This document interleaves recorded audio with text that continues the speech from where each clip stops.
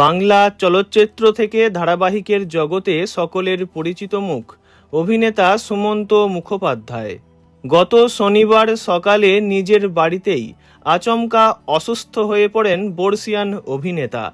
জানা গিয়েছে হঠাৎ তাঁর বুকে তীব্র ব্যথা আরম্ভ হয়।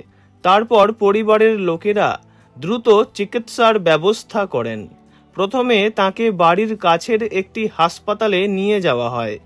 সেখানে প্রাথমিক চিকিৎসার পর ডাক্তাররা আরও উন্নত চিকিৎসার প্রয়োজন বলে মত দেন। এরপরই তাকে কলকাতার একটি বেসরকারি হাসপাতালে স্থানান্তর করা হয়। বর্তমানে তিনি চিকিৎসকদের পর্যবেক্ষণে রয়েছেন। তার শারীরিক অবস্থা নিয়ে অনুরাগীদের মধ্যেও উদ্বেগ তৈরি হয়েছে। হাসপাতাল সূত্রে জানা গিয়েছে, অভিনেতার শারীরিক পরিস্থিতি খতিয়ে দেখে চিকিৎসকেরা অ্যাঞ্জিওগ্রাফি করার নির্দেশ দিয়েছেন।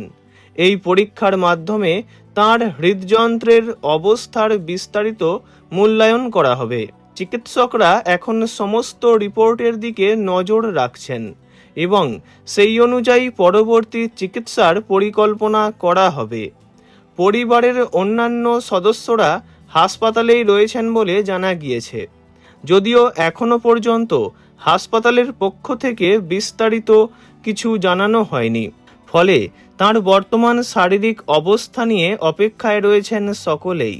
অভিনেতা শুভ্রজিৎ দত্ত জানান, শনিবার সকালে অসুস্থ হওয়ার পরই সুমন্ত মুখোপাধ্যায়কে হাসপাতালে ভর্তি করা হয় এবং চিকিৎসকদের পরামর্শ অনুযায়ী তাঁর অ্যাঞ্জিওগ্রাফি করানো হবে। অভিনেতার দ্রুত আরোগ্য কামনা করেছেন তাঁর সহকর্মী এবং অনুরাগীরা। খবর ছড়িয়ে পড়তেই টলিপাড়ায় উদ্বেগের পরিবেশ তৈরি হয়েছে। অনেকেই তাঁর শারীরিক অবস্থার খোঁজ খবর নিচ্ছেন। বহুদিনের এই বর্ষিয়ান অভিনেতার অসুস্থতার খবর সকলকেই চিন্তায় ফেলেছে। প্রসঙ্গত, বাংলা সিনেমার দর্শকদের কাছে সুমন্ত মুখোপাধ্যায় বিশেষভাবে পরিচিত 1986 সালে তপন সিনহা পরিচালিত আতঙ্ক ছবিটির জন্য। ওই ছবিতে তিনি মিহির সামন্ত চরিত্রে অভিনয় করে ব্যাপক প্রশংসা পান। তার অভিনয় দারুণ জনপ্রিয়তা পেয়েছিল তখন। তার বলা বিখ্যাত সেই সংলাপ, মাস্টারমশাই আপনি কিন্তু কিছুই দেখেননি, আজও দর্শকের মনে একইভাবে জায়গা করে আছে। সময়ের সঙ্গে সঙ্গে এই সংলাপ আরও জনপ্রিয় হয়েছে। মঞ্চ, বড় পর্দা দুই ক্ষেত্রেই তার অসম্ভব অভিনয় দক্ষতা বরাবরই প্রশংসিত হয়েছে।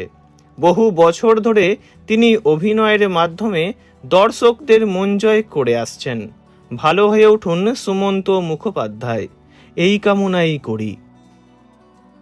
ভিডিওটি এইটুকুই। বিনোদন জগতের সব রকম খবরাখবর জানতে চ্যানেলটি অবশ্যই সাবস্ক্রাইব করবেন। ধন্যবাদ।